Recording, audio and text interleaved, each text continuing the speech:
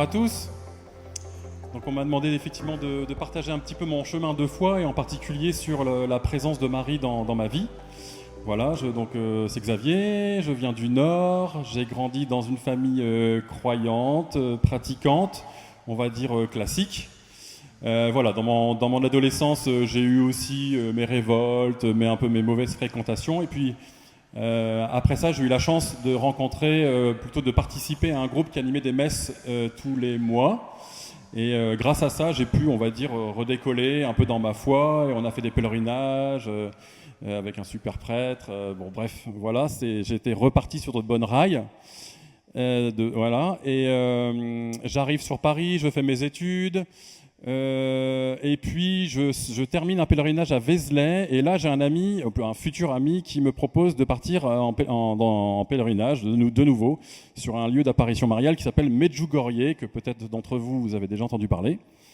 Donc pour moi, qu'est-ce que c'est que ce truc Voilà, lieu d'apparition. Il y avait un livre dans la bibliothèque de mes parents, mais que je n'avais jamais lu, et je crois que ma grand-mère y était allée quelques heures. Bref, j'y vais avec tout plein de Parisiens, de bonnes familles que je découvrais, je connaissais pas, voilà.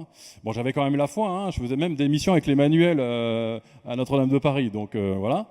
Et puis je plonge dans le pèlerinage, et là-bas je découvre un lieu, effectivement un lieu de grâce, un lieu où il y a plein de confessionnaux, des files d'attente pour aller se confesser.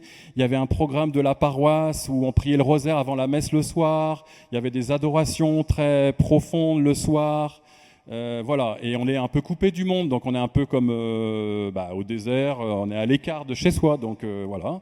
Et donc pendant toute cette semaine-là, il y a plein de choses qui se passent. Moi, je pense que si je devais résumer, c'est je découvre un peu le chemin de mon cœur, je me confesse sur plein de choses que je n'avais pas confessées.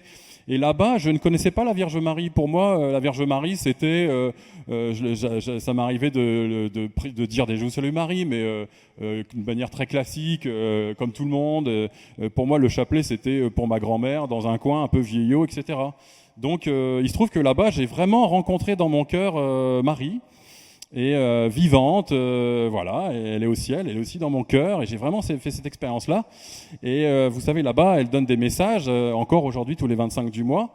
Et il se trouve qu'il y a au moins un message, il y a beaucoup de messages qui m'ont touché, dont un dont je voudrais vous partager, qui est très simple, qui est juste une phrase que Marie dit, qui dit « Si vous saviez combien je vous aime, vous pleureriez de joie. » Si vous saviez combien je vous aime, vous pleureriez de joie. Et j'ai vraiment fait cette expérience de pleurer dans mon cœur, d'avoir cette expérience de la présence de Marie dans mon cœur. Voilà, je ne mettais pas Jésus de côté, mais j'avais rencontré Marie. Alors je reviens de Medjugorje. J'avais un feu missionnaire, là je commençais à prier mon chapelet tout le temps dans les rues, au boulot, etc. J'ai rencontré des groupes de prière, et voilà, jusqu'à aujourd'hui, j'essaye de dire mon chapelet. Alors je suis un pauvre type, hein, dans le sens où je suis pas digne, je suis infidèle, je vais pas vous dire mes péchés, mais grosso modo, j'essaye quand même d'être fidèle à la prière du chapelet. Et je voudrais aussi, avant de dire commencer le chapelet, je voudrais vous dire quand même deux petites choses.